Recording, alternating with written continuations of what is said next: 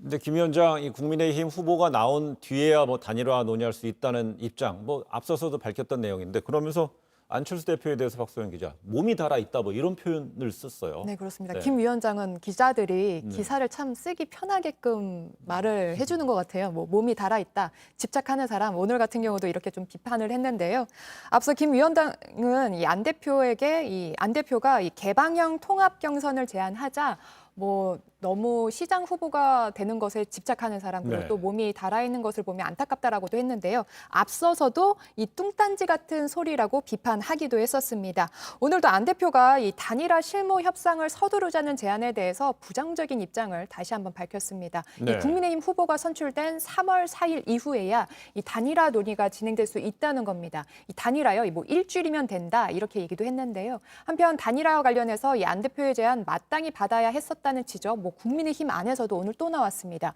예, 국민의힘 이재호 상임 고문인데요. 네. 그러면서 김 위원장을 향해 뭐 헛꿈 꾸고 있다라고 이렇게 비판을 했는데 이 3자 대결을 하면 야당이 필패한다는 겁니다. 여기에 덧붙여서 또 후보들을 향해서도 비판을 하기도 했는데 네. 뭐 국민의힘 후보가 들으면 좀 섭섭할 이야기도 같은데요. 뭐 후보들의 능력치가 뭐 부족하다고 평가했습니다. 뭐 정치권 경력이 있는 뭐 나경원, 오세훈 후보가 시장이 되려면 진작 됐다면서 뭐 경쟁력이 없다 이렇게 비판하기도 했습니다. 최근에 윤태곤 실장이 국민의힘의 어떤 지지도였던 변동에 대해서 그 세 가지 요인을 지적했는데 김종인 비대위원장이 자당의 그 뭐 주요 선거 후보들에 대해서 좀 인색한 평가를 내리게 되면 그걸 듣는 국민들 유권자는 어떻게 느낄까요?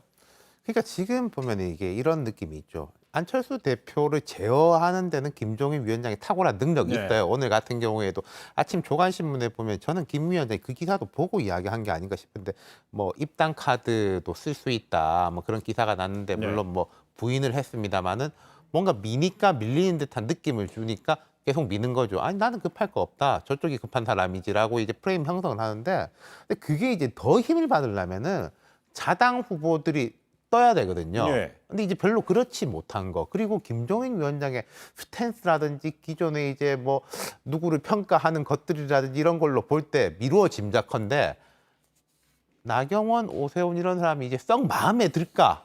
제3자가 볼 때는 그래 보이지도 않는다는 네. 거예요. 그러니까 안철수를 누르는 것은 될지 모르겠지만은 자당 후보가 뜨는 것은 조금 역부족이 있다. 그게 딜레마인 거죠. 그런데 그렇게 되면은 안철수 대표를 제압하는 데는 효능이 있다. 좀 그런데 뭐 제어, 자당 예. 후보들이 뛰지 않는다, 같이 안 뜬다는 소탐 대실이라는 내자가 생각이 나기도 그러니까 하는데. 이제 그 여당에서 그 우려를 하는 사람들은 아니 안철수 누르고 우리도 못 뜨면은 결국은 저쪽 여권만 좋은 일 되는 거 아니냐라는 식으로 이야기를 하는 거고 이제 김종인 위원장은 내가 다 생각이 있다 이제 뭐 그렇게 말을 하는 거죠. 네.